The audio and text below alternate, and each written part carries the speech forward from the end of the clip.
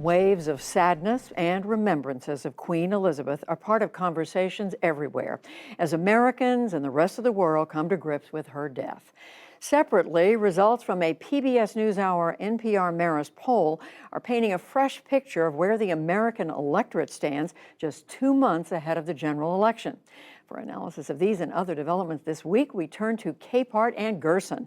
That is Washington Post Associate Editor Jonathan Capehart and his Post colleague, opinion columnist Michael Gerson. David Brooks is away. Hello to both of you. Hi, Judy. On this Friday night, and let's start by talking about the woman no one else like her that we know of, Jonathan, on the throne for 70 years at a time when not just Great Britain, but the world was going through enormous change. What are you thinking about her, what she stood for? Well, to my mind, she's stood for consistency and stability and conservatism in that she, for her people, was someone who was never changing or slow to change. People, I bet today, who don't like the monarchy, probably didn't like her with her passing, are probably thinking about what she meant to them in terms of how they feel about their country and where it's going. I love the fact that we watched this monarch who became queen as a young woman and watched her change, evolve, age. And in that time, we saw that the queen has a dysfunctional family. She has to deal with all sorts of things that regular families have to deal with. It's just that she's a monarch, and we're watching it all in real time. And I think that The Crown, coming out when it did in her later years, the TV show on TV series on Netflix, which I have watched in its entirety twice, is I have too, by the way. It's really good. It's really good and really fascinating to watch. But I'm going to stop talking because there's one person at this table who has actually interviewed a member of the royal family. He was just telling us that he's interviewed King Charles III. Right. So, Michael, first of all, what about the king's mother? What do you think she leaves us with? And then let's talk about him. Well, you know, they call it the show when you're in Britain, the monarchy, but it's not really just a show. The British people, as a matter of political philosophy, have divided their political aspirations into two institutions. One of them, the parliamentary system, that reflects needed change, and the other one, the monarchy, which reflects tradition, history, and a slower form of change that you were talking about. In the United States, we try to combine both those things in the president to some extent. He's supposed to play both roles, like George Washington did, for example. But there have been many people who failed that job. But it worked for the last 70 years because of her. Their form of government worked properly because of her for the last 70 years. Worked properly, and now we're on to a new regime, and we want to hear from both of you about what you expect. But Michael, I mean, you were telling us you've spent time talking with him. What do you expect? At Highgrove, he is a significantly underestimated public figure. When he first started, for example, to talk about organic farming, everybody thought he was balmy, okay? And he was a pioneer. When he started talking about the Amazon rainforest, preserving it, that has become one of the main environmental issues in our world. When he started talking about the dehumanization of modern architecture, particularly in public housing, it was a wise and interesting contribution to the public discussion. So I'm in the camp, I think that he is going to take to that office quite well. What do you think about him? And Jonathan, what do you think about the monarchy, and does it survive in this time? Well, I'm going to share something that I told Michael I would not share on air, but I'll say it anyway. Yeah, way back when I had a crush on then Prince Charles, Prince of Wales, but now he is. I said it. But King Charles III, and I take everything that Michael has said, but he is facing challenges.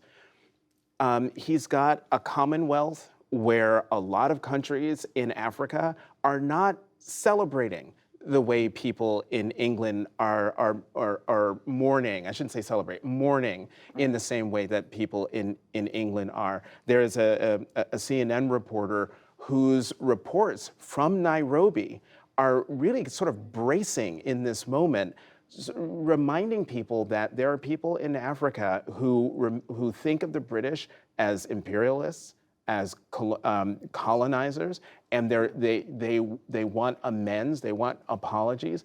You know, Prince William and now the Prince of Wales and Princess of Wales, they were in the Caribbean in March, and they faced protests along the way. So I also think Prince Edward was also on a trip, he and his wife, in the Caribbean where they faced protests. So and in our own report a few minutes ago, we heard from Jamaica, right, people saying the time for kings and queens is past. Right. So I think for King Charles III, the dilemma for him now is how do you hold the monarchy together when countries want to leave the Commonwealth, countries want to remove the British monarch as the sovereign of their country.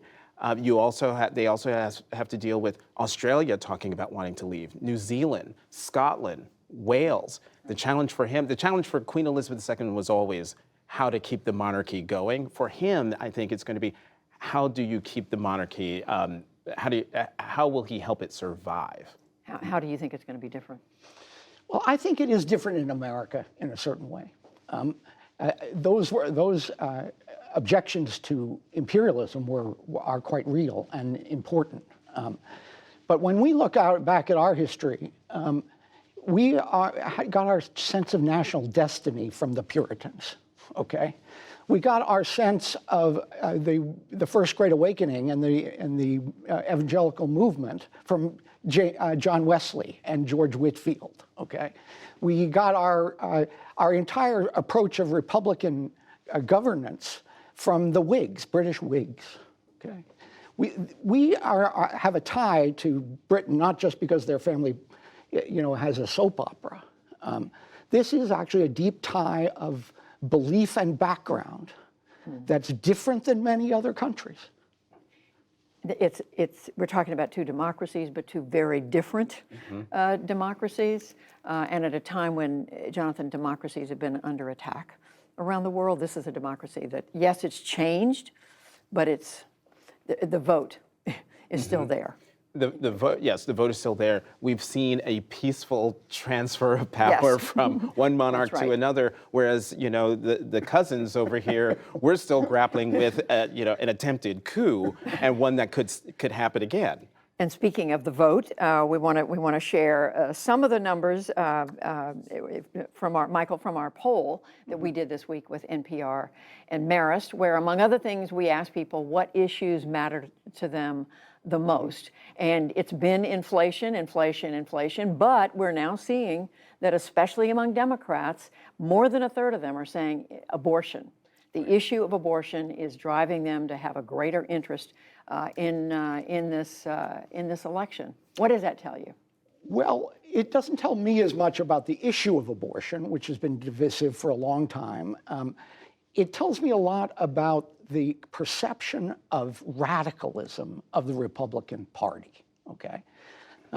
This is a case where rather than dealing in the aftermath of Dobbs in a responsible way with these issues, Republicans looked like they wanted to undermine the health of a 10-year-old, okay? Or the Attorney General of Texas has said that he would enforce sodomy laws if the Supreme Court moves on those things. Those are deeply radical notions that Republicans have been led to. So I think that Democrats have been more effective, not in changing minds on abortion, but saying you can't trust Republicans with issues like abortion because they're just not fit for it. What do these numbers tell you, Jonathan? I agree with Michael. You can look at where people are in terms of inflation, immigration, crime, abortion, and I take your point that what we see in these numbers, it maybe isn't about people saying we support abortion, but it is about the radicalism of Republicans, or as I look at it, the attack on freedom.